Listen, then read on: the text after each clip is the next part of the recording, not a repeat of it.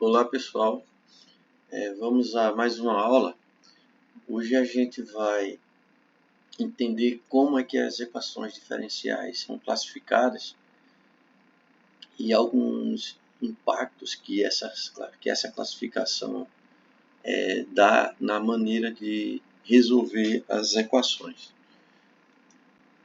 Bom, a classificação das equações, a maneira como elas são classificadas, elas acabam interferindo e ajudando a gente a traçar alguns aspectos de como nós vamos lidar com essas equações.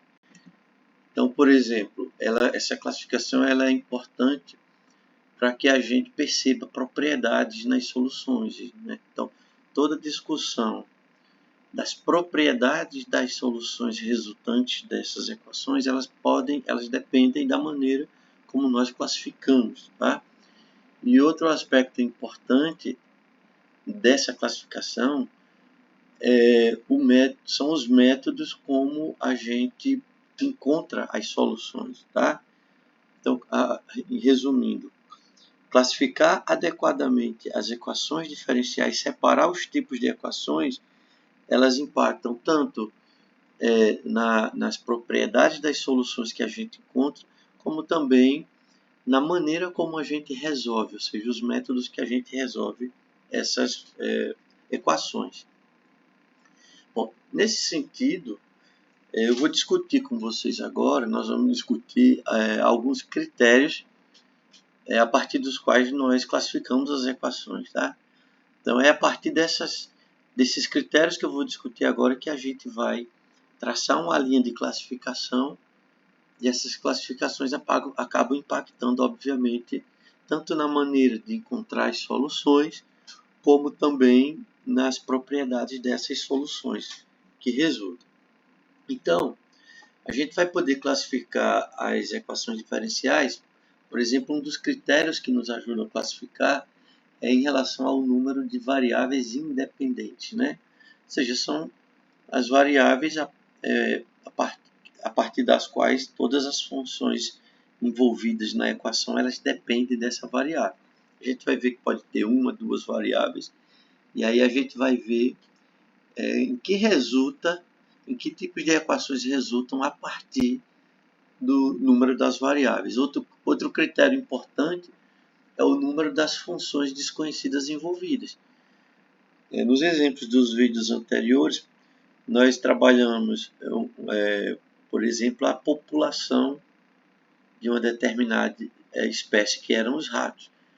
Então, a população era a função desconhecida. Já teve outro exemplo que nós encontramos a velocidade de um objeto em queda. Então, a velocidade era a função desconhecida.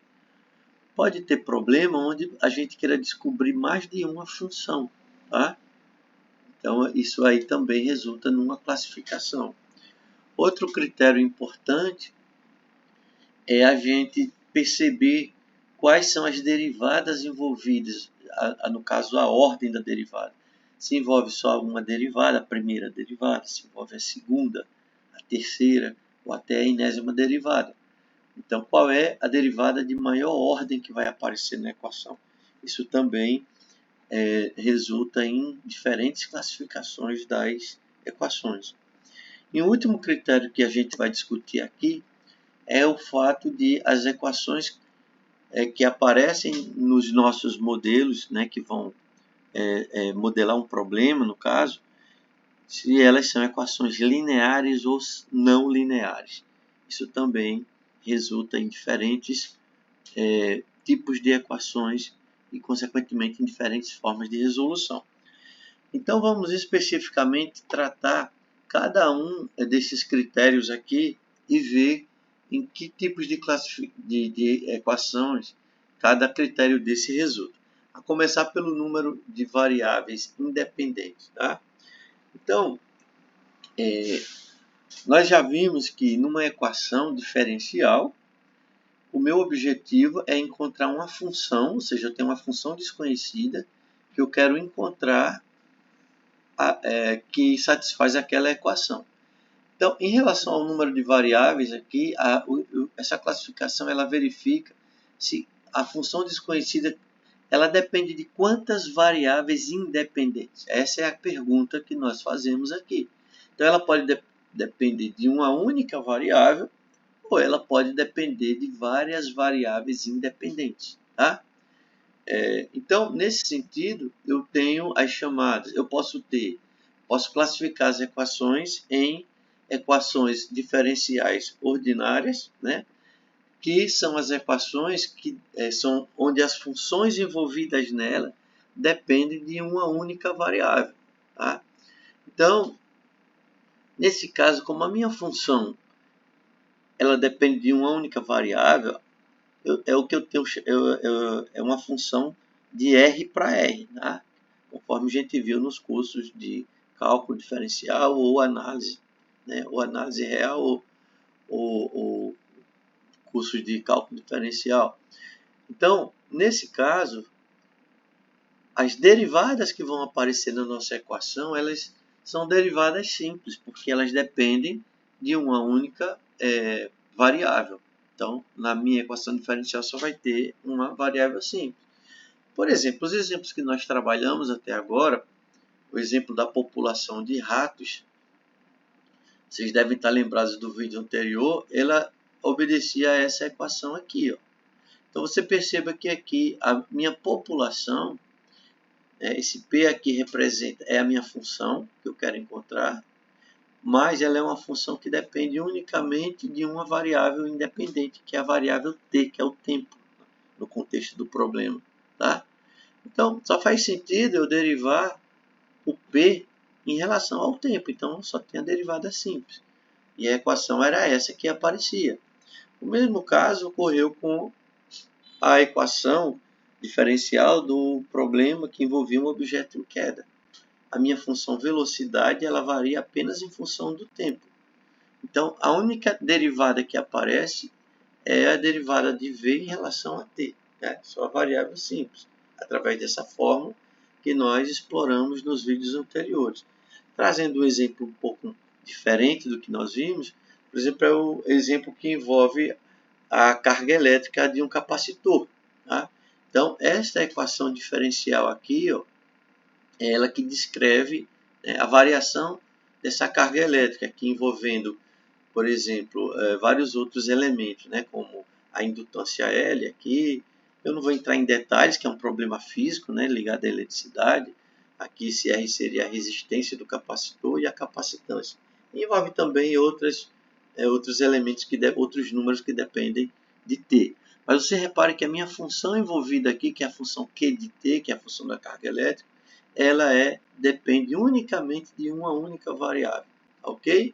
Então, aqui onde aparece o Q, aparece só uma variável. Logo, as derivadas de Q que aparecem são derivadas simples, no sentido de só dependerem de T. Ó. Tanto essa derivada quanto essa aqui. Então, uma equação diferencial ordinária, que é o objeto-alvo desse curso, são equações onde as funções desconhecidas dependem de uma única variável. E por que essa classificação é importante? Porque existem também as chamadas equações diferenciais parciais, tá? Que ao contrário das equações diferenciais ordinárias, elas vão envolver funções onde essas funções elas dependem de mais de uma variável. Né? É o caso das funções que nós estudamos em alguns cursos, né? Os cursos de cálculo 3, cálculo 4, onde eu tenho funções reais de 2 e 3 variáveis. Tá? As funções reais elas dependem de 2 ou 3 variáveis. Então, inevitavelmente, as derivadas, ali, quando eu for aplicar a derivada de uma função de 2 variáveis, eu tenho que dizer se aquela derivada em relação a qual variável desconhecida. É onde surgem as derivadas parciais. Tá, ok? Então, vejam só, as derivadas que aparecem na equação, no caso das nossas equações diferenciais, elas são as derivadas parciais. Tá? Espero que quem não lembra faça uma revisão aí do que são derivadas parciais. Então, por exemplo, aqui, ó, o exemplo de uma equação diferencial parcial.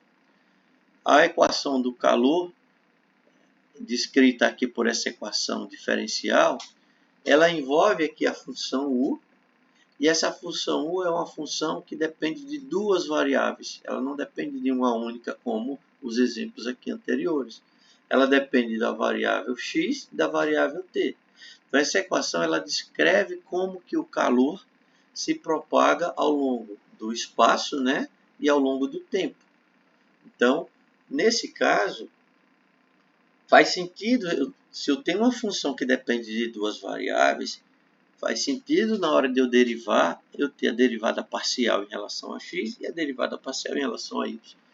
E, consequentemente, as equações diferenciais que envolvem essa função, elas vão aparecer equações tanto em relação a x, como esse primeiro membro, ó, a segunda derivada da minha função em relação a x, e nesse segundo membro da equação aparece a primeira derivada de u em relação a t.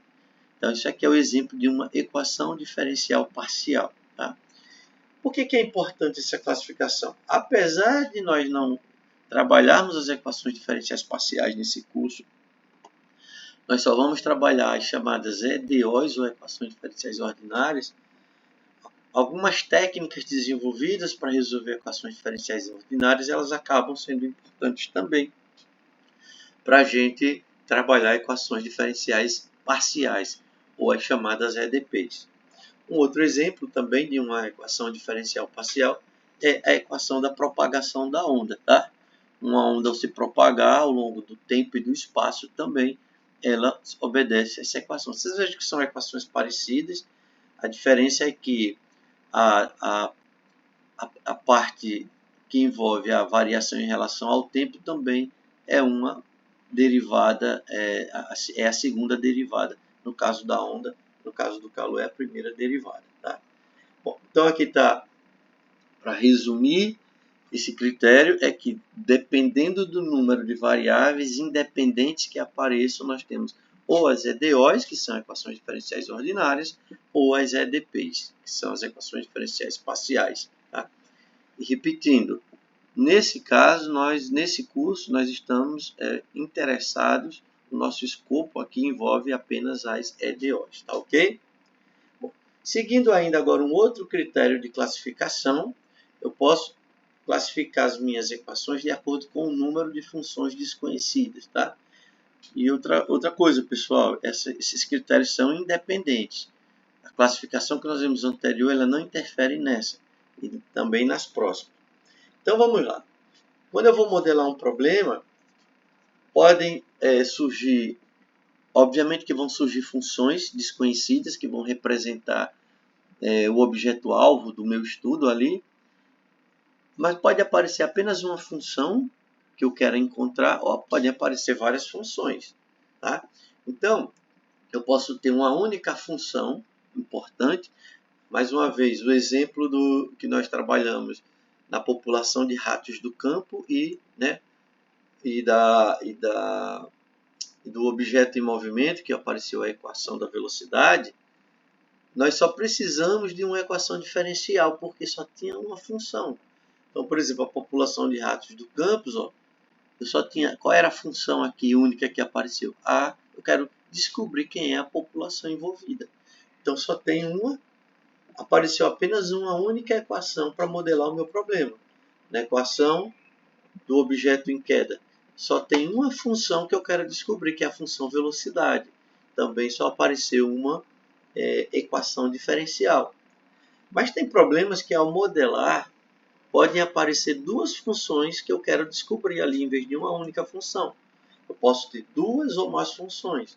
E aí, nesse caso, uma única equação não é suficiente para eu encontrar as soluções. Tá? Eu precisaria agora de um sistema de equações diferenciais.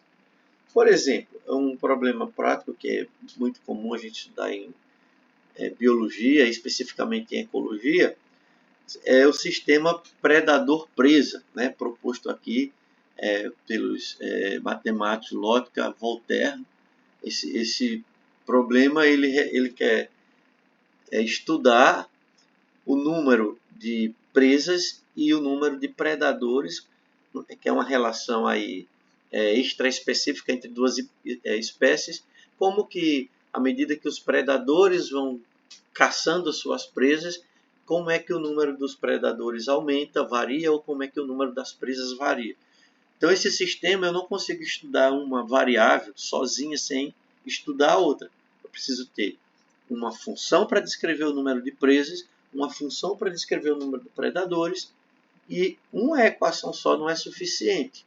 Então, esse modelo aqui proposto, por exemplo, eu tenho aqui x que representa a função que depende, que é o número de presas envolvidas, né?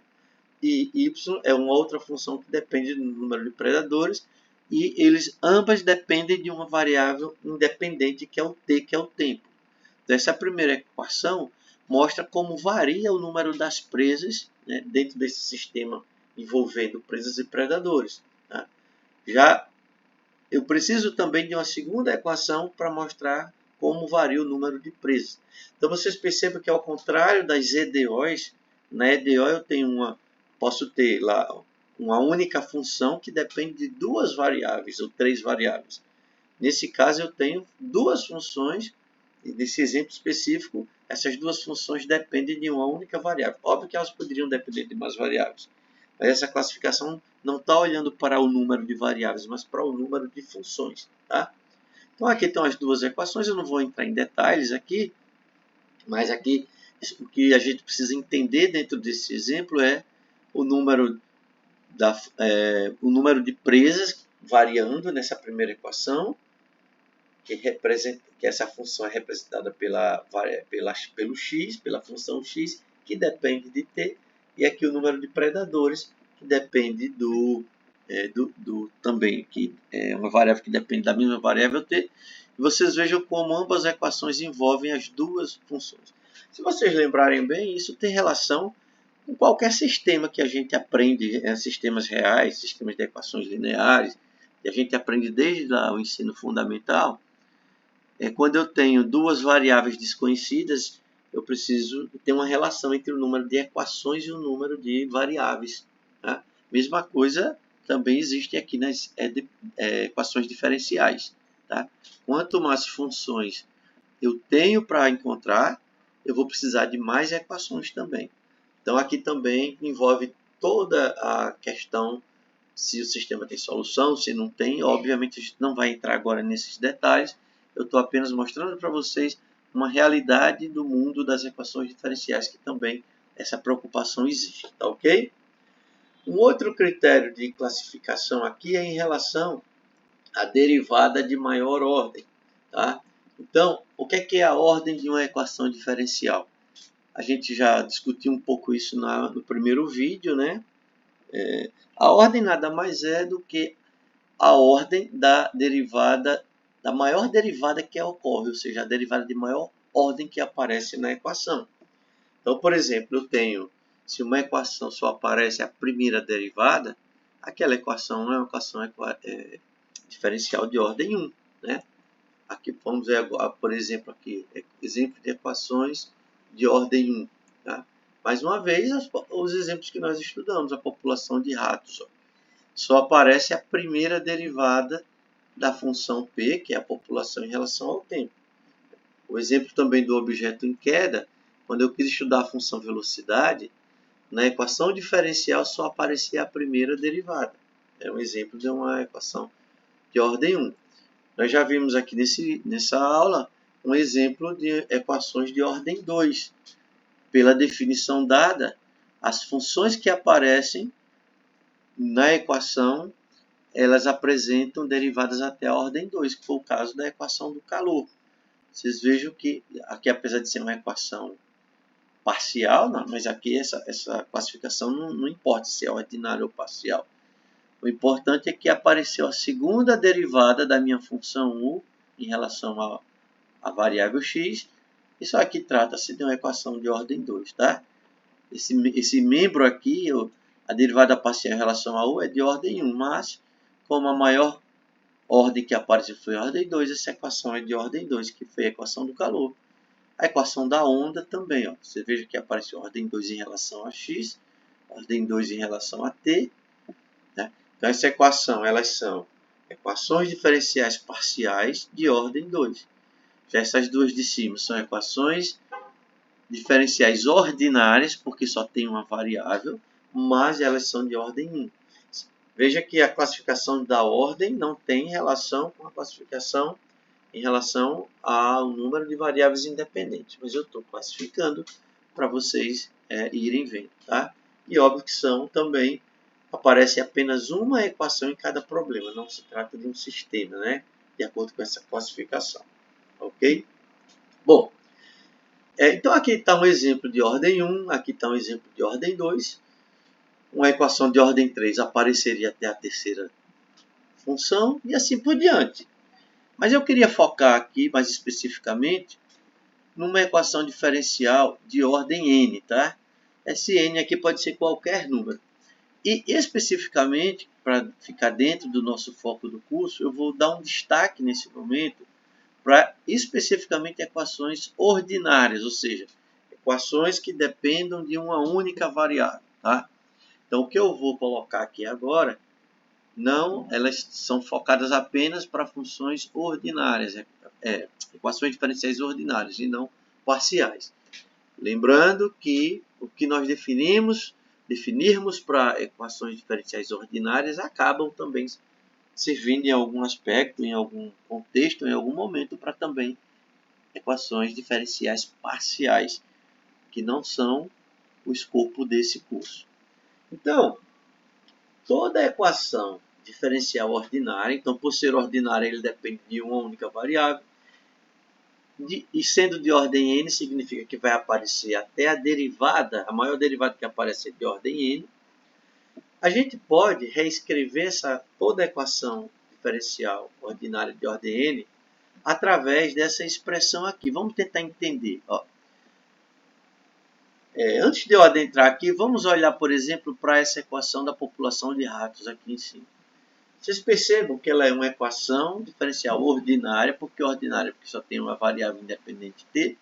Ela é de ordem 1, porque só aparece até a primeira derivada. Mas eu poderia reescrever essa equação jogando todos os elementos do segundo membro para a esquerda dessa equação, deixando só o zero aqui. Eu poderia fazer a mesma coisa nessa equação. Tá? Independente da ordem, se é ordem 1, ordem 2, eu poderia também fazer isso com essa equação aqui, tá? Ou com essa também. Mas eu estou me focando nas que dependem de 1.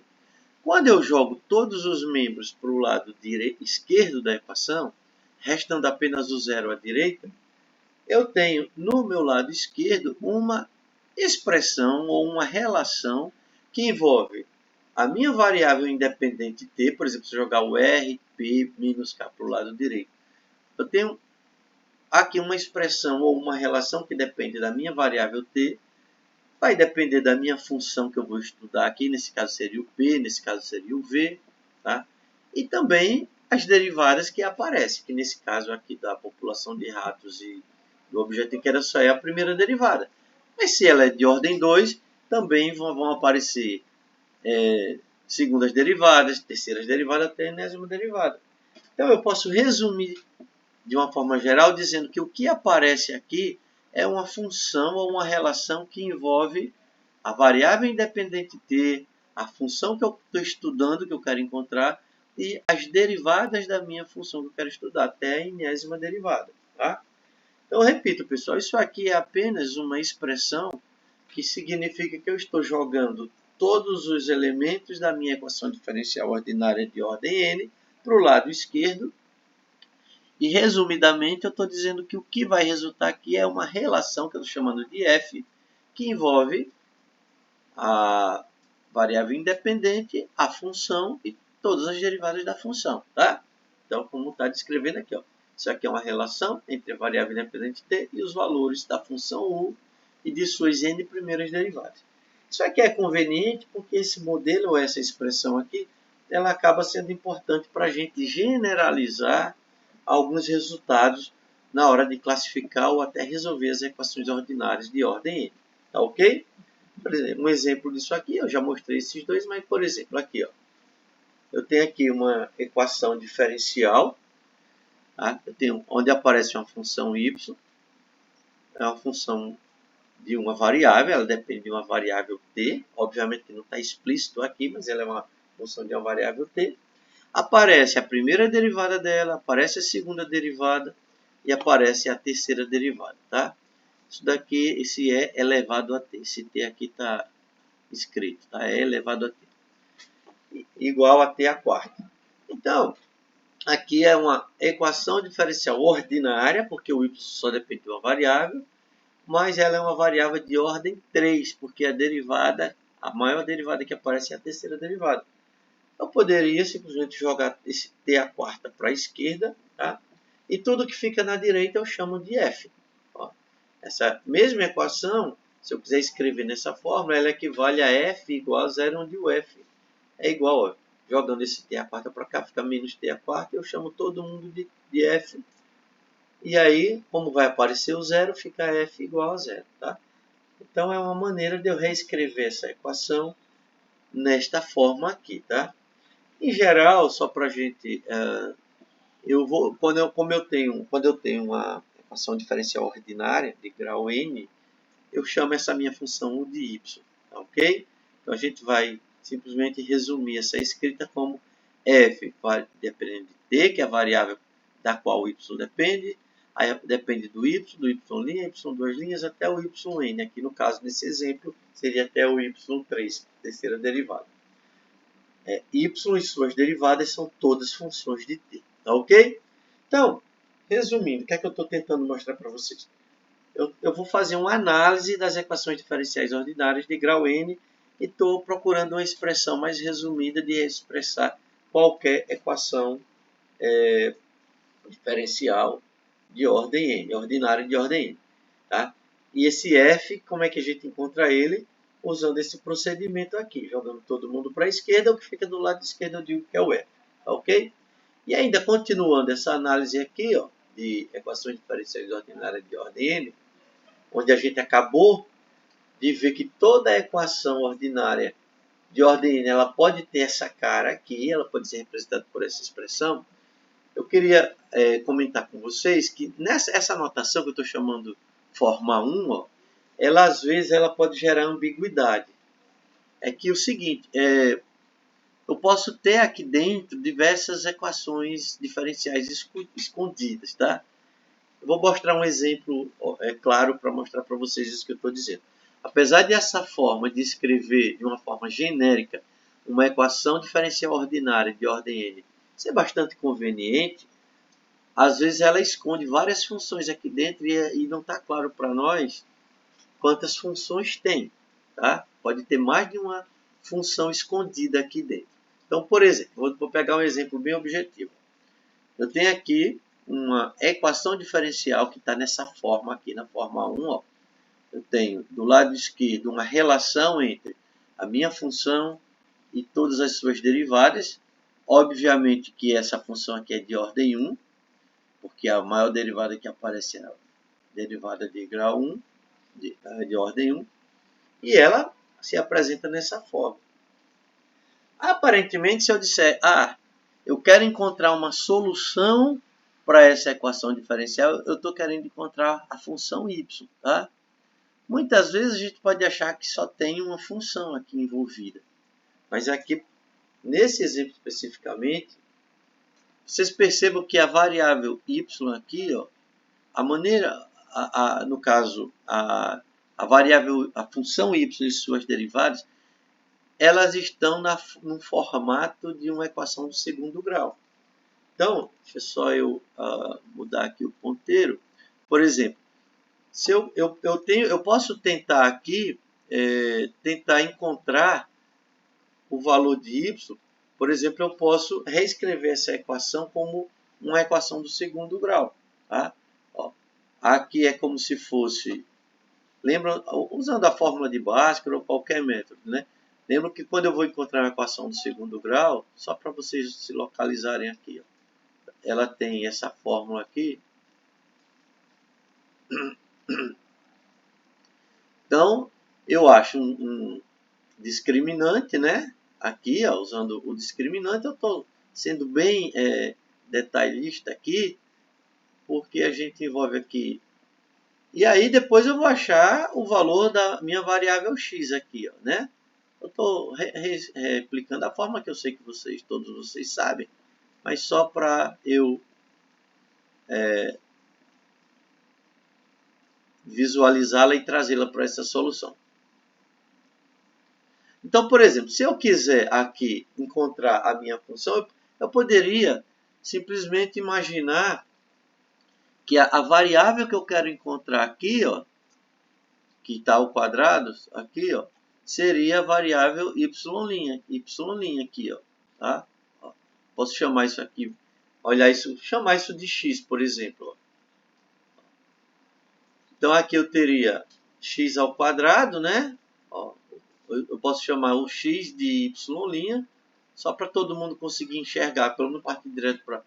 Substituo aqui por x, e isso daqui seria o meu c, comparando aqui com essa equação. O meu b seria o t, ó, e o meu a seria o 1 aqui, ó, que multiplica.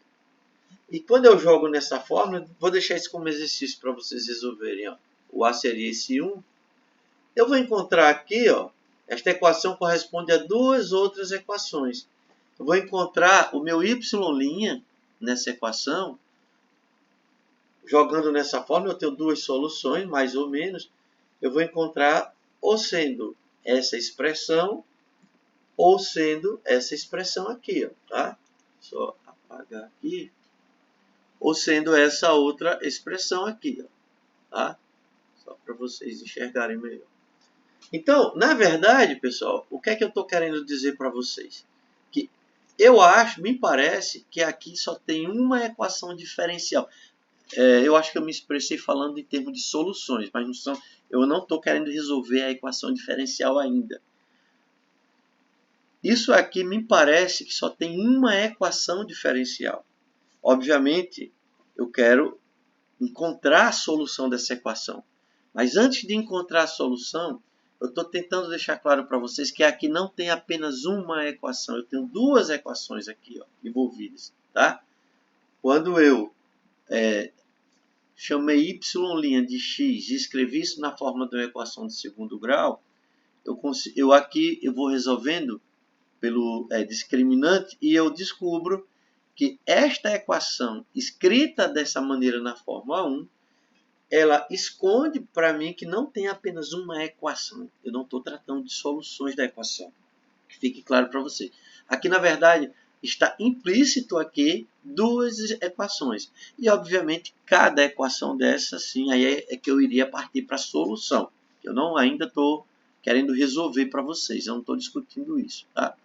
Então, essa maneira aqui, apesar de ela ser conveniente para a gente escrever as equações diferenciais ordinárias de ordem n, às vezes ela é ambígua, no sentido de que ela camufla, ela esconde para nós que trata-se apenas de uma equação, envolve duas equações ou mais.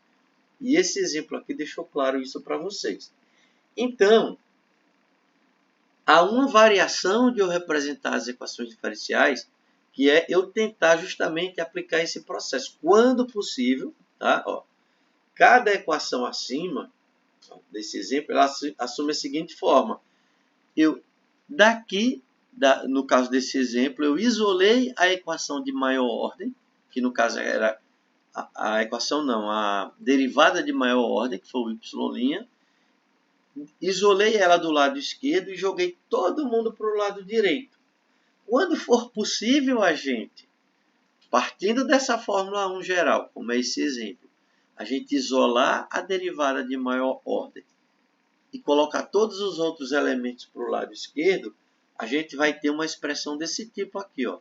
Eu tenho a derivada de maior ordem do lado esquerdo e do lado direito vai aparecer uma expressão que eu estou chamando de f pequeno, porque não é mais esse f grande agora. É uma relação, uma função que depende justamente da derivada, da variável independente, depende da função e depende das outras derivadas até a ordem imediatamente anterior à ordem n. Tudo que era da ordem maior ficou desse lado. Por exemplo, nesse exemplo, eu consegui isolar a derivada de maior ordem, que é o y', e do lado direito ficou uma expressão, que eu estou chamando de f, que depende do t, depende do y, no caso, vai até o y aqui, né? Já que aqui ficou o y'. Se eu conseguisse isolar que aqui ficasse o y duas linhas, nesse lado ia aparecer o t, uma expressão que depende do t, do y e do y', e assim por diante. Vamos lá resumir para vocês não causarem confusão. Quando eu estiver trabalhando com a equação diferencial ordinária de ordem n, eu posso representá-la através de uma expressão desse tipo, do tipo 1, onde fica 0 desse lado e aqui uma expressão que envolve todas as ordens. Mas, se for possível eu isolar aqui nessa expressão a derivada de maior ordem e colocar todo mundo para o outro lado, eu consigo obter um outro tipo de expressão que representa a minha equação, tá? Ó, eu estou supondo que nesse caso é possível nesse caso aqui é possível eu isolar ou resolver a equação para a maior derivada, tá? Então são formas gerais e são formas diferentes de eu representar. Então nesse exemplo aqui que eu coloquei para vocês, ó, essa equação diferencial, ela está na forma da equação 1 aqui, mas aqui dentro não fica claro para mim quantas equações existem. E quando eu tentei escrever ela na forma 2, eu vi que tem duas equações, e cada equação aqui é única. Aqui, ó, tá? Dessa forma 2, ela explicita a equação diferencial. Nessa forma 1, muitas vezes ela fica ambígua, ficam várias equações. Aí vocês podem me perguntar, como é que eu isolo? É sempre usando um método parecido com essa fórmula daqui, usando o discriminante? Não, isso vai depender de cada equação. E nem sempre eu consigo isolar, tá? Nesse caso, eu consigo porque eu encontrei um método conhecido, eu usei uma analogia com a resolução da equação do segundo grau e eu consegui isolar. Mas cada caso é um caso, tá ok? Pois bem, vamos agora tratar de um outro aspecto que nos leva a diferentes classificações das equações diferenciais, que é em relação à linearidade das equações. Bom, então, suponha que eu tenho uma equação diferencial ordinária. Tá? Aqui está escrita na forma 1, tá, gente? Aqui é uma forma bem geral. Pessoal, e ainda voltando àquela forma 1 e 2 que a gente viu no slide anterior, deixa eu voltar lá só para eu destacar outro aspecto. Eu não estou dizendo que essa forma é melhor ou essa forma é melhor. Eu posso usar uma ou outra, depende da conveniência. Eu só quis dizer que nessa forma, algumas vezes, algumas situações, aqui dentro dela eu tenho mais de uma equação, tá? Isso significa que em alguns casos não seja conveniente que eu expresse. Essa forma aqui, ela deixa claro qual é a equação. Só que nem sempre eu consigo obter essa forma 2. Para isso eu tenho que conseguir isolar a variável de maior grau. Então tem situações que eu não consigo, então eu continuo expressando dessa forma. Tá? Então isso vai depender de cada caso. Mas voltando aqui para a linearidade, suponha eu tenho aqui uma equação diferencial escrita dessa forma. O que é que seria uma equação diferencial linear, por exemplo? Quando é que ela é linear ou não? Não sei se vocês lembram do curso de álgebra linear, espero que sim. A álgebra linear está preocupada em eu trabalhar elementos lineares. Então, o conceito de linearidade é o mesmo conceito relacionado ao que é a expressão o objeto linear. Vamos tentar entender. Eu digo que uma equação é linear, obviamente que a equação ela envolve os elementos principais aqui é uma função y e todas as suas derivadas até o grau n. Tá? Supondo que eu quero trabalhar com ordem n. Se n for igual a 1, eu tenho o grau 1, obviamente, ordem 1. Então, numa equação diferencial linear, eu vou primeiro tentar trabalhar para vocês, seguindo a mesma lógica e definição da álgebra linear, os meus elementos que são o y' até o y de ordem n, eles só podem estar envolvidos em operações de soma entre eles, tá? As únicas operações que podem amarrar essas funções aqui, a função mais e as suas derivadas, é a soma de funções. E também o produto de cada função dessa por um número real. Então, numa equação diferencial linear, a função e suas derivadas, elas só podem estar envolvidas em operações que sejam soma entre elas e produto delas por números reais. Tá ok? Então, vamos lá formalizar isso que eu falei. Ó. A equação diferencial será dita linear se f, o que é f? F é a expressão ou a relação entre esses elementos. Se esse f for uma função linear das variáveis y, y', y2' e yn'. Tá ok? E repito, o que seria uma função linear? Eu só posso pegar esse y e multiplicar por um número real, o y' multiplicar por um número real, y2' por números reais, e somar essas funções entre elas. Eu não posso aplicar nenhum outro tipo de operação. Então, generalizando o que foi dito, ó, uma equação diferencial ordinária ela é linear, tá? Se ela tiver a seguinte forma. Ó. Vejo que aqui eu tenho o y, y', e o yn'. Então, eles estão sendo multiplicados por um número real. Óbvio que esse número real ele pode ser variável também da variável independente t, tá? Por isso que ele colocou A0t. Esse A0 é um número real. Ele não precisa ser um número real constante. Ele é um número que também pode depender da minha variável t. Você perceba que aqui eu estou tratando de equação diferencial linear de uma equação ordinária. Eu não estou trabalhando com equações parciais, diferenciais parciais, que dependam de mais de uma variável. Depende apenas de uma variável t, independente. Então, vejam, o y apenas está multiplicado por um número real, o y' também, e eu estou somando os resultados deles, tá ok? Então, só tem multiplicação de função por número real e soma de funções aqui, tá ok? E aqui também aparece desse lado um número real, né? Se eu jogar para cá e fica 0, aí ele seria o meu f aqui, tá? E esse número real, obviamente, também pode ser uma função de t. Então, gente, se as minhas funções aqui, y, y' até o yn, aqui de ordem n, estiverem envolvidos em operações diferentes da soma e produto por número real, eu não tenho mais uma equação diferencial linear. Ela deixa de ser linear. Tá ok? Muito simples a gente se ater a este detalhe. Então, vamos a alguns exemplos aqui. Exemplos de equação diferencial linear. Vamos lá. O nosso objeto em queda. Vamos lá. A função envolvida aqui é o v e a derivada de v aqui. Ó. Então, a derivada de v aqui, ela aparece sendo multiplicada por um número aqui, que é o 1. Aqui é uma constante, que é a gravidade. Né? Está representando esse papel, essa função g de t, é uma constante.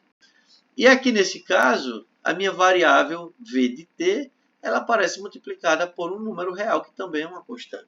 Tá ok? O exemplo da carga elétrica aqui, ó. Quem é a minha função envolvida? É a carga elétrica Q de t.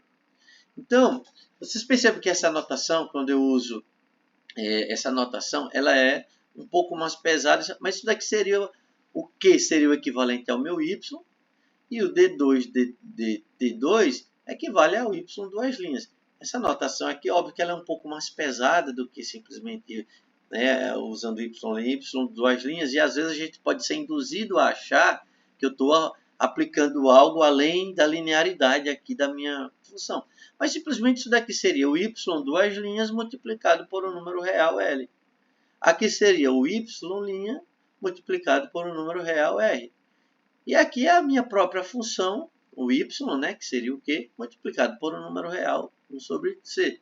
E aqui seria um número real, que é uma função de t também. Tá? Então, isso aqui nada mais é do que uma equação diferencial. Ela é ordinária, são ordinárias e são lineares. Ok? Essa equação ela não é ordinária, porque ela envolve aqui agora duas variáveis, então tem equações parciais. Mas lembre-se que os conceitos e algumas classificações das equações diferenciais ordinárias também servem para a gente atribuir as parciais. Mas ela é linear, essa equação. Veja, o U é a minha função, seria o meu y, só que aqui ele depende de duas variáveis, tá? Por isso que não é ordinário. Mas aqui é simplesmente a segunda derivada multiplicada por um número real. Eu posso multiplicar, claro, produto da derivada de qualquer ordem por um número real. E aqui é a primeira derivada em relação a t multiplicada por um número real, que é 1. Simplesmente isso. Então, ela é linear. Tá ok? Obviamente que a equação também da população de ratos do campo, que nós vimos, ela é linear. Tá? Mas, para deixar claro, vamos ver aqui exemplos de equações diferenciais não lineares. Por exemplo, o modelo presa-predador, que nós vimos quando classificamos de acordo com o número de funções, elas são equações não lineares. Vamos tentar descobrir qual é a parte não linear de cada equação. Ó. Aqui desse lado tem a primeira. Essa equação ela mostra a variação. Ela relaciona a variação da função x, né? X é a presa, a variação do número de presas. Então, esse lado aqui, isso aqui é linear, porque é a derivada, primeira é a derivada 1 em relação ao tempo. Aqui também é linear, porque mostra a função x multiplicada por um número real. Só que essa parte é não linear. Eu tenho um produto de duas funções. Tá? Eu não posso ter produto de funções. Eu posso ter apenas soma de funções. Eu não posso ter produto. As minhas funções só podem ser somadas. Então, isso aqui é uma equação. Esta aqui é uma equação não linear. Esta segunda equação também, que relaciona a variação do número de predadores y aqui com as funções x e y, que são presas e predadores, também apresenta o produto. Esse gama é uma constante, é um número real, porém eu tenho o produto de duas funções x e y aqui. Né? Então, isso aqui não é uma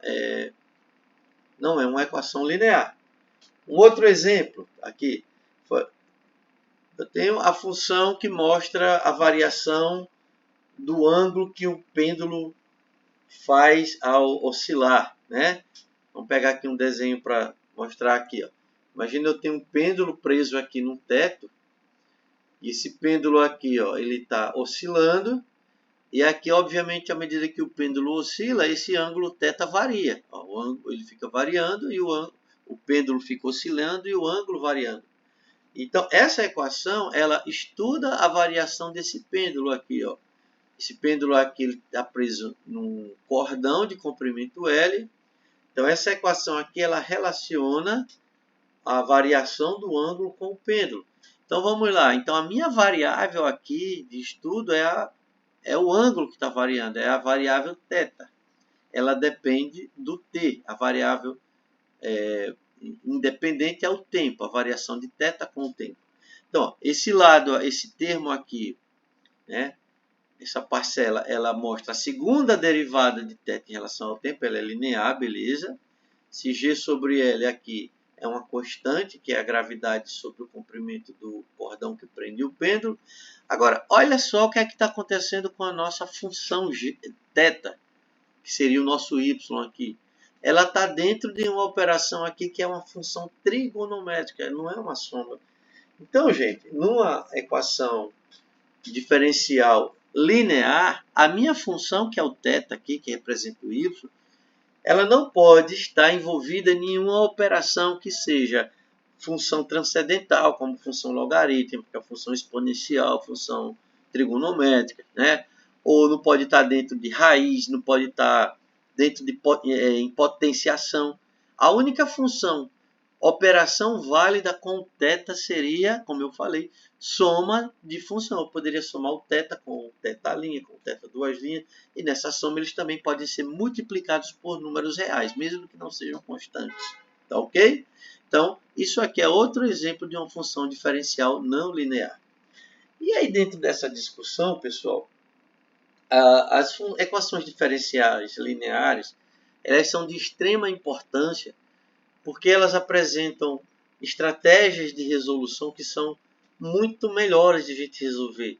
Existem na literatura muitos métodos de a gente tratar as equações lineares, assim como a gente dedica um curso especial para álgebra linear, que são objetos, elementos, operações e funções que também têm essa mesma estrutura linear.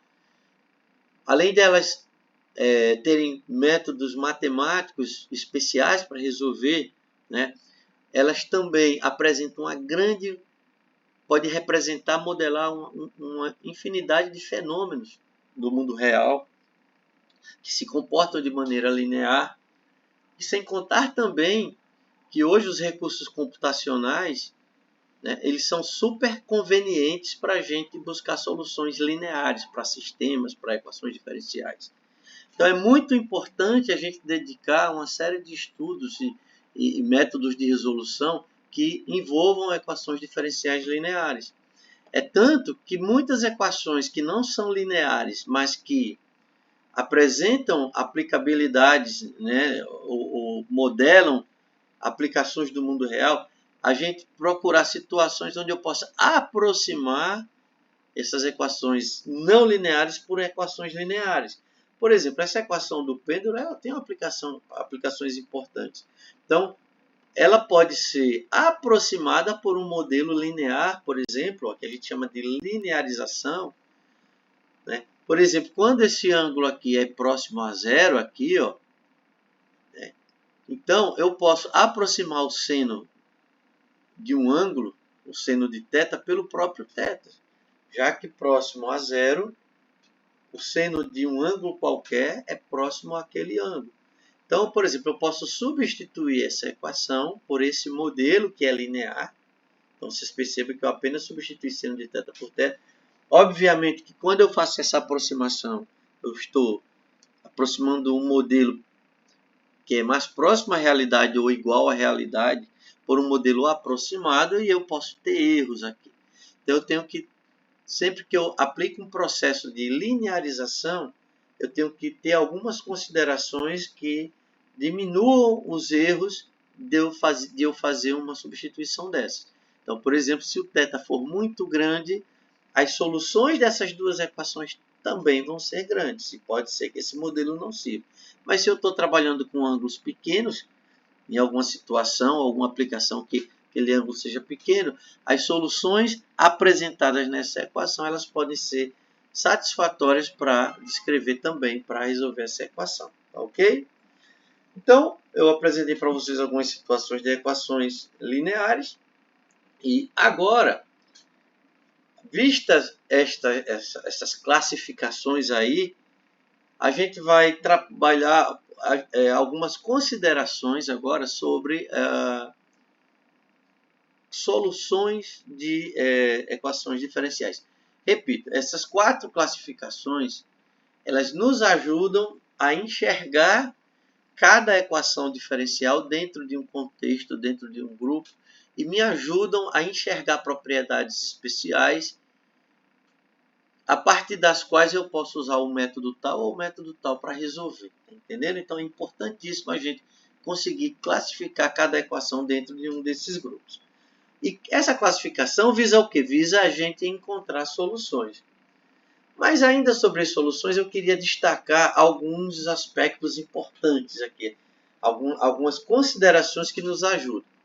Mas vamos só relembrar, o que é que significa buscar uma solução de uma equação?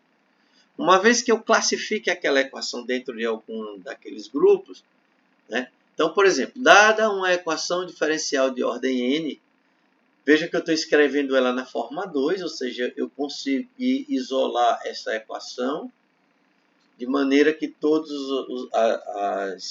as funções e suas derivadas até a ordem menor do que n fiquem do lado direito, né? Então, o que é que significa eu buscar uma solução? Eu estou escrevendo dessa forma porque aí eu garanto que aqui eu tenho uma única equação, nesse caso aqui, tá? Supondo que eu consiga escrever. encontrar uma solução dessa equação, vamos formalizar isso, uma solução da equação diferencial ordinária de ordem n, né, dessa forma, em um determinado intervalo t aqui, né, ou seja, t é a variável tempo, eu quero que essa solução ela seja válida para t variando entre um alfa e um beta aqui.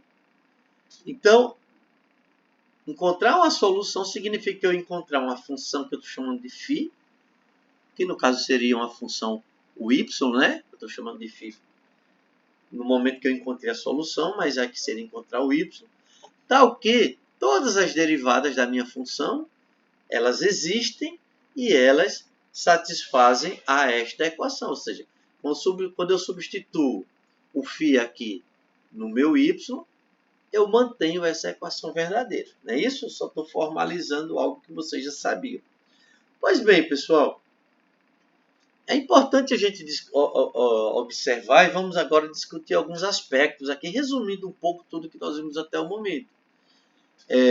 Encontramos a solução de algumas equações por um processo de integração direta. Tá?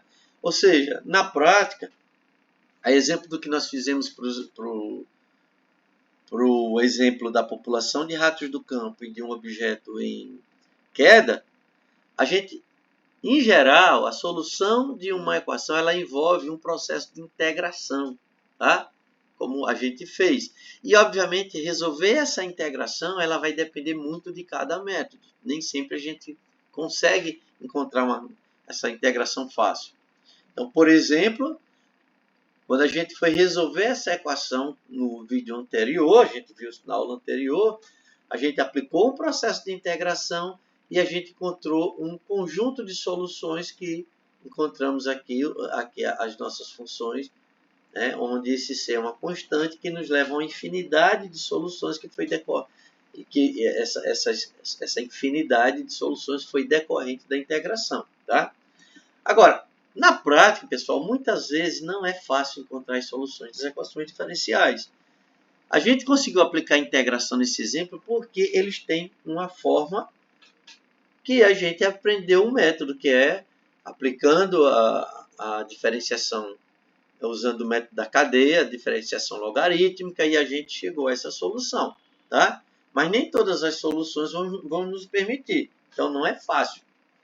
Agora, mesmo não sendo fácil, tem soluções onde eu suspeito alguma solução, ou eu acho que alguma função é uma solução, e fica fácil eu, tendo um suspeito, eu verificar se aquela função que eu suspeito é uma solução.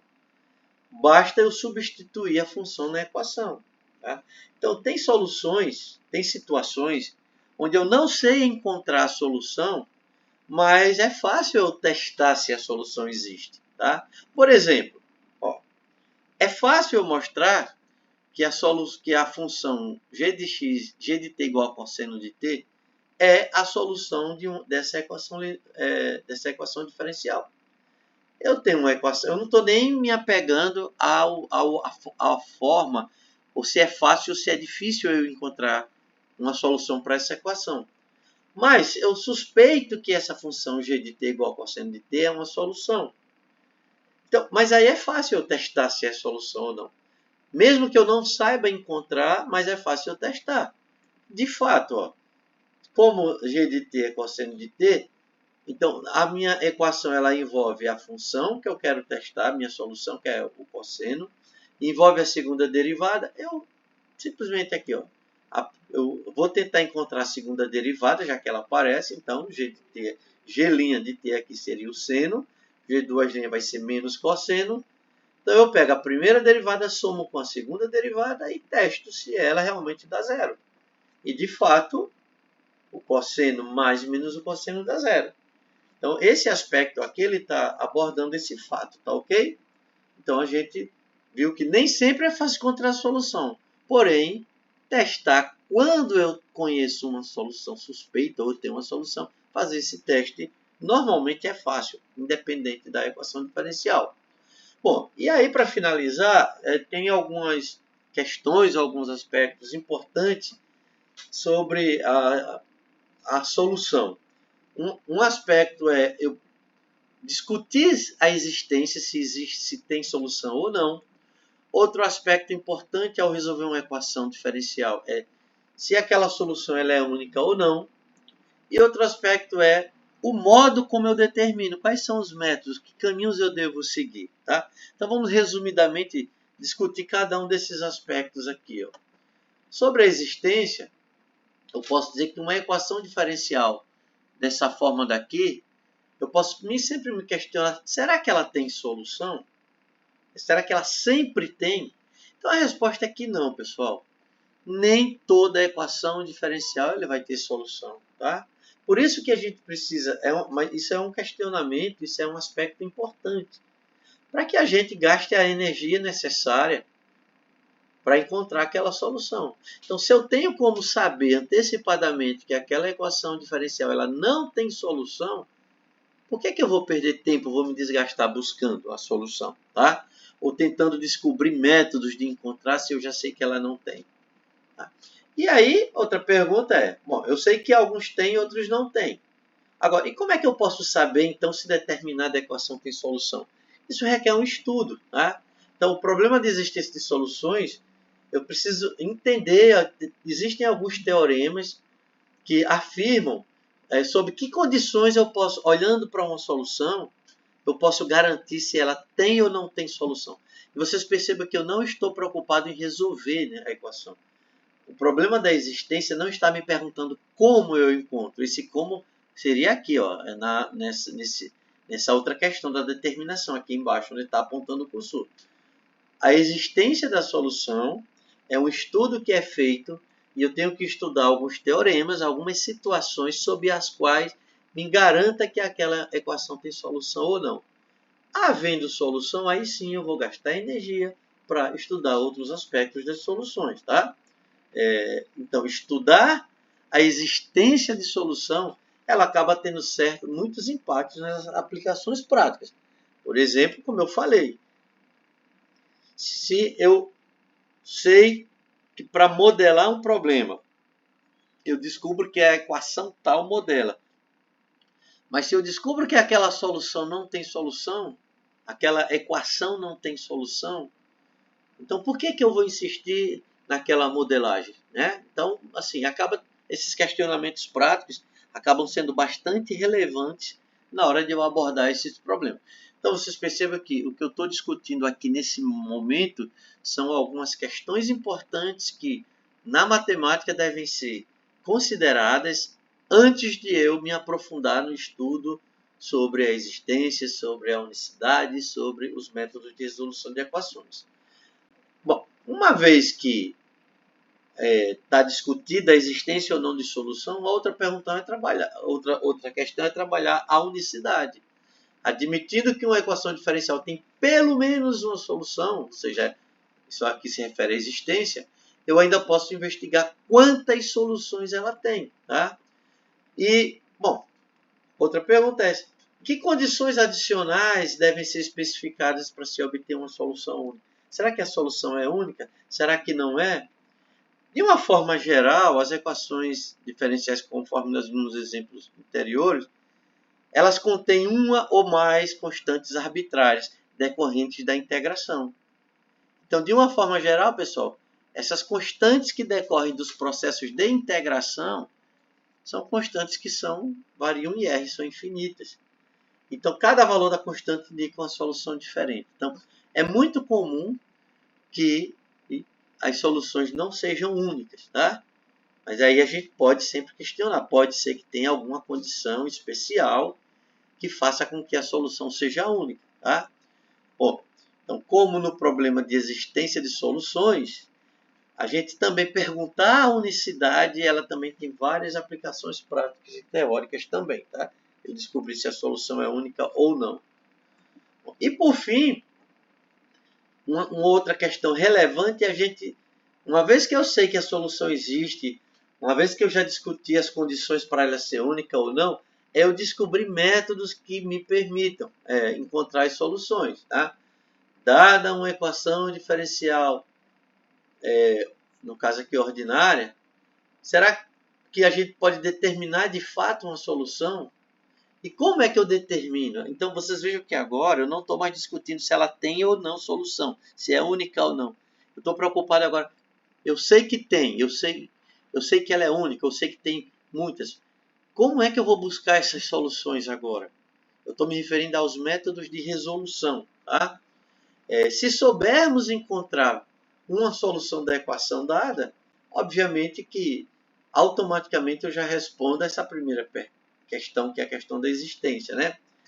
Agora, uma coisa que é importante, pessoal, aqui, né, nos métodos de encontrar solução, é que muitas vezes a gente não conhece nenhuma teoria consistente ou nenhuma garantia de que a solução exista, tá? Agora, é importante entender que mesmo muitas soluções não existem, porém elas podem ser aproximadas por algum método. Tá?